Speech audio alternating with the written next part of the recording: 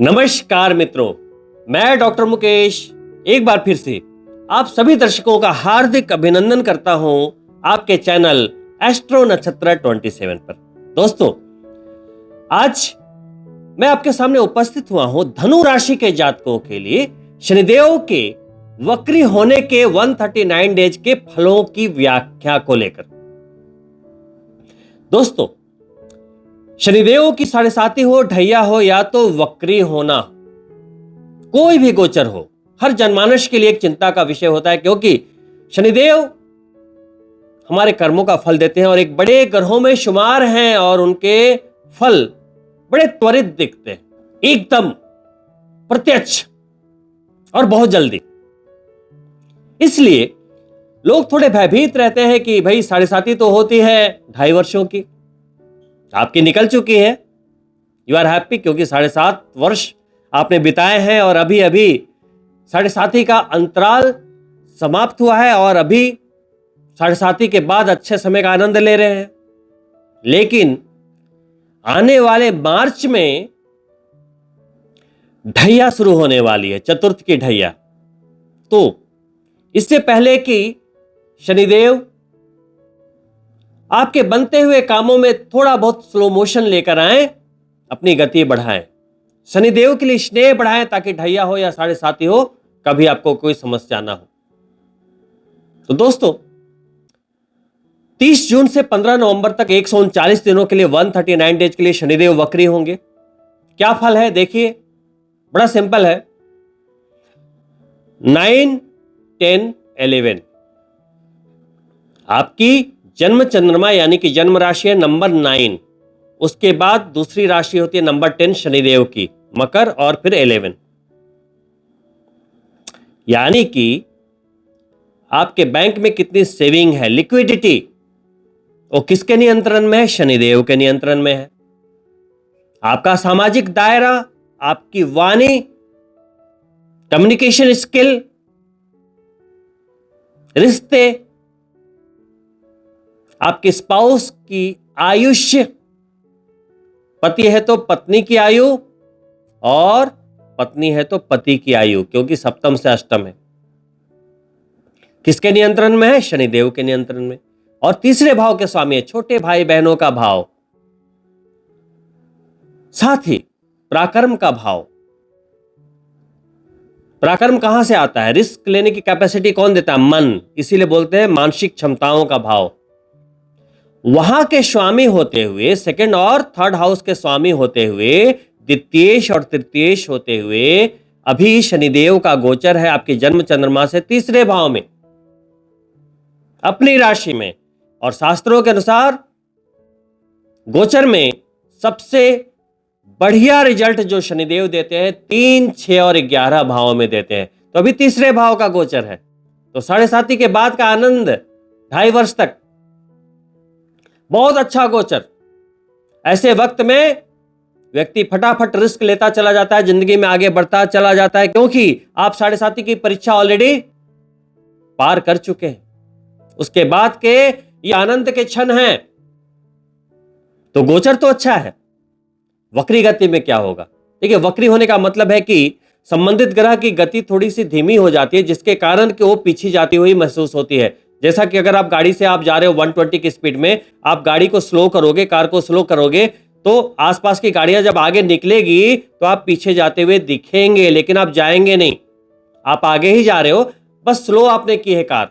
उसी तरीके से शनिदेव अपने पाथ पर भ्रमण करते रहते हैं। जब उनकी गति थोड़ी सी स्लो होती है तो पृथ्वी से देखने पर आभास होता है कि वो पीछे की ओर जा रहे हैं, जबकि ऐसा नहीं है। गति धीमी होती है तो अगर आप गाड़ी को 120 पे चला रहे हैं, अगर आप 60 पे चलाओगे तो आपका नियंत्रण और भी बढ़िया हो जाएगा। तो चेष्टा बल बढ़ जाता है, चेष्टा बल की बढ़ोतरी हो जाती है। तो शनिदेव उच्च की भांति फल देने लगते हैं, उच्च के ग्रह की भांति। अब जन्म पत्रिका में कभी कभी किसी के शनि नीच होते हैं, कमजोर होते हैं, और शास्त्र क्या कहता है कि कमजोर शनि दुखों को बढ़ाता है और मजबूत शनि सुखों को बढ़ाता है। तो वक्री होंगे, उनकी ऊर्जा बढ़ेगी, रिजल्ट देने की क्षमता बढ़ेगी, तो सुख की बढ़ोतरी होगी ना। ऐसे भी आपका गोचर बहुत अच्छा है। तो शनिदेव का ये गोचर आपके लिए बहुत ही बढ़िया है। ऐसे समय में आपको निर्णय पे निर्णय, डिसीजन पे डिसीजन लेने चाहिए अपनी जिंदगी में आगे बढ़ने के लिए। बहुत बढ़िया। अब वहां पर बैठकर तीसरी दृष्टि पंचम भाव पर डाल रहे हैं। पंचम क्या है? अर्थ त्रिकोण, लक्ष्मी त्रिकोण। तीसरे में बैठकर अगर वो पंचम को देखेंगे, अर्थ त्रिकोण को देखेंगे, तो आप एक बात और देख लीजिए कि उनकी सातवीं दृष्टि दूसरे अर्थ त्रिकोण पे जा रही है, नवम भाव पर। त्रिकोण कौन कौन से होते हैं? 1, 5 और 9। तो यहां पर शनिदेव की 2 दृष्टियां 5 और 9 पर जा रही है, 2 लक्ष्मी त्रिकोणों पर जा रही है। धन का आवक मजबूती से बढ़ेगा, धन की आवक होगी, प्रबल धन योग बनेगा, भाग्य भी बली होगा साथ ही साथ, है ना। अब शनिदेव वक्री होते हुए संतान के भाव को देख रहे हैं, शिक्षा के भाव को, प्यार के भाव को देख रहे हैं। तो ये तीनों चीजों में आपको सफलता की प्राप्ति होगी। अगर आप स्टूडेंट हैं, आपको शिक्षा के क्षेत्र में सफलता की प्राप्ति होगी। अगर आप प्रेमी हैं तो जो आपके प्रणय जीवन है उसमें सफलता की प्राप्ति होगी, निराशा नहीं मिलेगी। संतान की अगर आप उम्मीद कर रहे थे, संतान के लिए आप प्रयास कर रहे थे, संतान की प्राप्ति के योगायोग, संतानोत्पत्ति के योगायोग को निर्मित करेंगे। वहीं पहले से संतान है तो संतान के विकास को दिखाते हैं, कुशलता को दिखाते हैं, उत्तम स्वास्थ्य को दिखाते हैं। और यदि आपके संतान किसी करियर में है, रोजी रोजगार में है, आजीविका में है, विदेश में है, तो हर तरह से उनके प्रगति को दिखाता हुआ शनिदेव का ये गोचर। भाग्य के भाव पर शनिदेव की जब दृष्टि जाती है तो आपके परिश्रम को बल मिल जाता है। देखिए, परिश्रम तो हर कोई करता है, लेकिन मनवांछित सफलता नहीं मिल पाती क्योंकि भाग्य की कमी रहती है कभी कदार। देखिए, होता क्या है, कभी कभी भाग्य में कमी क्यों होती है, भाग्य बनता कहाँ है, अगर आप ये समझ गए तो ये मुद्दा आप समझ जाएंगे। देखिए, अगर हमारी नीयत पवित्र है, कर्म अच्छे हैं, हम दूसरों की मदद कर रहे हैं, हर तरह से अपनी नीयत को हमने पवित्र रखा है। बहुत सारे लोग होते हैं कि मदद तो कर रहे हैं लेकिन नीयत अच्छी नहीं है, मैं उनकी बात नहीं कर रहा। यहां कॉम्बिनेशन चाहिए, नीयत भी अच्छी होनी चाहिए, कर्म भी अच्छे होने चाहिए। तो वो जैसे ही आपके नियत और कर्म अच्छे हैं तो उससे आपका भाग्य बनता चला जाता है ना। फिर आप परिश्रम करेंगे, अचानक से आप बढ़ते चले जाएंगे। आपने देखा होगा कि 10 लोग हैं, एक ने कम भी परिश्रम किया तो आगे बढ़ गया, तो बोलते हैं ये तो बड़ा लकी था। अरे लकी नहीं था, उसके कर्म अच्छे थे, उसके कर्म अच्छे थे। ऑफिस में सब लोग एक जैसे काम कर रहे हैं, आप भले ज्यादा मेहनत करके काम कर रहे हैं लेकिन किसी और का प्रमोशन हो गया। भाई, मेहनत बराबर है लेकिन प्रमोशन उसका क्यों हुआ? उसके कर्म अच्छे थे तो भगवान ने अपनी कृपा दृष्टि पहले डाली। तो अगर आपको प्रमोशन चाहिए, तरक्की चाहिए, धन लाभ चाहिए, हर तरह से आगे बढ़ना चाहते हैं, आप अपने सपने को पूरा करना चाहते हैं, तो शनिदेव को रंग से राजा बनाते हुए देर नहीं लगता, लेकिन नियत से पवित्र हो जाइए। सभी लोगों का एक ही सवाल होता है कि मैं सफलता कब प्राप्त करूंगा, कब प्राप्त करूंगा, इतनी मेहनत कर रहा हूं, ये सब मैंने सब कुछ करके देख लिया लाइफ में, लेकिन एक ही चीज करना भूल जाते हैं, नियत का परिवर्तन। नियत का परिवर्तन, हर चीज में चालबाजी नहीं चलेगा। यहां शनिदेव के सामने आपकी चालबाजी नहीं चलेगी। हर व्यक्ति अपने आप को दुनिया का सबसे समझदार व्यक्ति समझता है ना? क्या आप नहीं समझते अपने आप को समझदार? हर कोई ये सोचता है कि मुझसे साड़ा कोई नहीं। अगर आप इतने ही समझदार हैं तो अरबपति क्यों नहीं है? कभी सोचा आपने? कौन रोक रहा है आपको? भाई साहब, आपका जितना बैंक बैलेंस है ना, वही आपकी योग्यता है, उतनी ही आपकी योग्यता है। मैं थोड़ा दूसरे लैंग्वेज का यूज करता हूं, उतनी ही आपकी औकात है। पिंच करने वाला वर्ड मैं इसलिए बोल रहा हूं कि शनिदेव के सामने 1.5 साड़ा नहीं बनना, नहीं तो ऐसे ही पिसते रहोगे। तरक्की चाहिए, नियत से पवित्र बन जाओ। सिंपल है ना।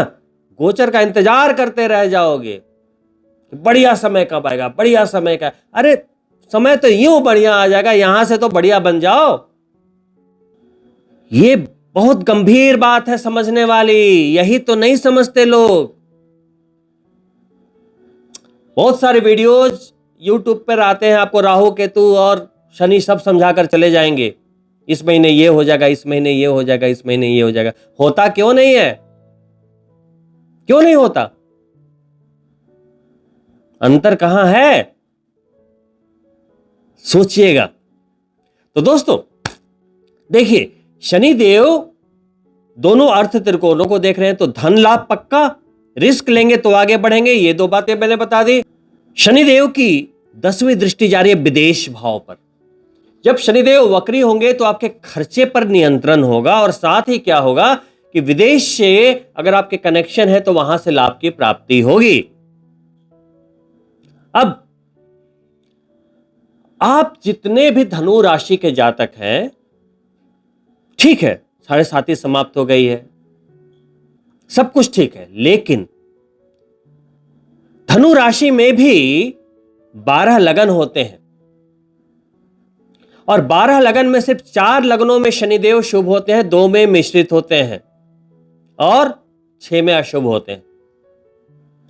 तो यदि आप धनु राशि के जातक हैं और यदि आपका लगन है नंबर 2, नंबर 7 यानी कि वृषभ और तुला यानी कि शुक्रदेव का लगन, और यदि आपका लगन है मकर और कुंभ, शनिदेव का लगन 10 और 11, तो शनिदेव अति शुभ हैं।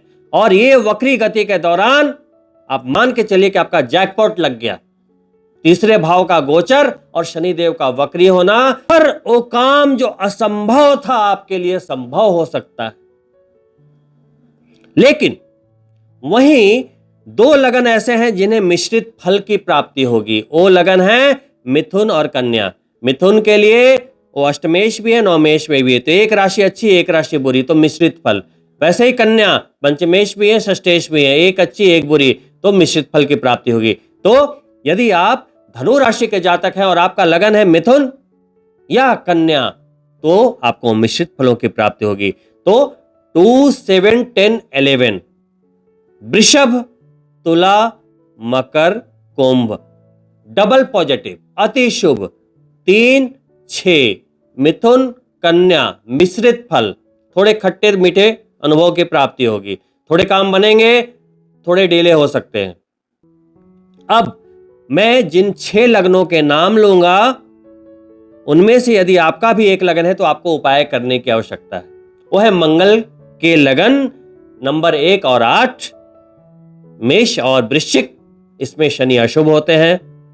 कर्क और सिंह नंबर 4 और 5, शनि अशुभ होते हैं। और गुरु के लगन 9 और 12, धनु और मीन। तो इनमें से कोई भी आपका लगन है 1, 4, 5, 8, 9 और 12, तो शनिदेव अशुभ है, तो आपको उपाय करने चाहिए। उपाय क्या करने चाहिए? हनुमान जी की भक्ति करें। शनिदेव तो कर्मों का फल देते हैं। अगर आपके कर्म अच्छे नहीं रहे पूर्व जन्म में या इस जीवन के बीते हुए वर्षों में, तो शनिदेव कैसे क्षमा करेंगे? उन्हें तो फल देना है। लेकिन शनिदेव ने कमिटमेंट किया है हनुमान जी से कि भाई मैं तुम्हारे भक्तों को कष्ट नहीं दूंगा। Saturn is the planet of commitment, discipline, punctuality. तो शनिदेव जो खुद में ही एक डिसिप्लिन है, न्याय है, कमिटमेंट है, उनकी कमिटमेंट खराब थोड़ी होगी। लेकिन उनके वर्ड्स पर ध्यान दीजिए। शनिदेव ने क्या बोला? मैं तुम्हारे भक्तों को कष्ट नहीं दूंगा। तो क्या हर हनुमान चालीसा पढ़ने वाला व्यक्ति, हर हनुमान के मंदिर जाने वाला व्यक्ति, हर सुंदरकांड पढ़ने वाला व्यक्ति भक्त ही कहलाएगा? नहीं। भक्त वो होता है जो दिल से जुड़े। ये नहीं कि महीने में 4 बार हनुमान चालीसा कर लिया, मन हुआ तो किया, मन हुआ तो नहीं किया, अनमने मन से पूजा किया, अनमने मन से अगरबत्ती जलाई, है ना? कभी पूछ दो तो हनुमान चालीसा भी याद नहीं। और ऐसे ऐसे भी लोग हैं जिन्हें सुंदरकांड तक याद है। तो शनिदेव के बातों का ध्यान रखिए, भक्त बनिए। अगर आप चाहते हैं कि आपकी पीड़ा में कमी आए, आपके संघर्षों में कमी आए, आप भी फटाफट जीवन में आगे बढ़े, तो भक्त बनिए। सुंदरकांड का पाठ कीजिए, हनुमान चालीसा का पाठ कीजिए, लेकिन दिल से कीजिए। हनुमान जी को आसन दीजिए, बोलिए कि विराजिए प्रभु, मैं सुंदरकांड का पाठ कर रहा हूं। फिर संकल्प लेके सुंदरकांड का पाठ ऐसे करें जैसे कि आप हनुमान जी को सुना रहे हो, भक्ति से, बिल्कुल भक्तिमय होकर। उस समय नो फोन कॉल्स, कोई बात नहीं, कोई चर्चा नहीं किसी की, आपका ध्यान सिर्फ और सिर्फ क्या होना चाहिए? पूजा में होना चाहिए।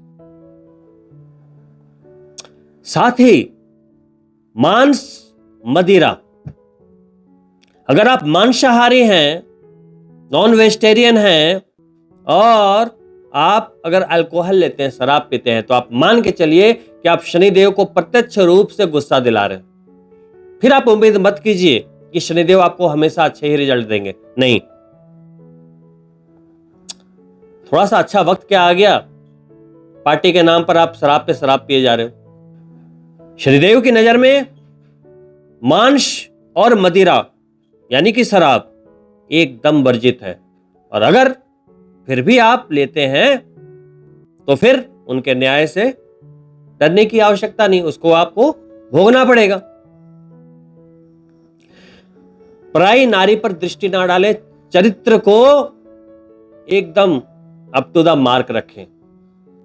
साथ ही कृष्ण भगवान की पूजा करें, विष्णु भगवान की पूजा करें, श्री राम भगवान की पूजा करें, नारायण नारायण करते रहें, क्योंकि शनिदेव कृष्ण भगवान के उपासक। तो जब आप हरे राम हरे कृष्ण नारायण नारायण करेंगे तो शनिदेव का एक जो सॉफ्ट कॉर्नर है आपके लिए अपने आप डेवलप होता चला जाएगा, और आप सफलता की सीढ़ियां चढ़ते चले जाएंगे। दोस्तों, वही सावधानी के तौर पर जिनके शनि अशुभ है, अपने पिता के सेहत का ध्यान रखिए।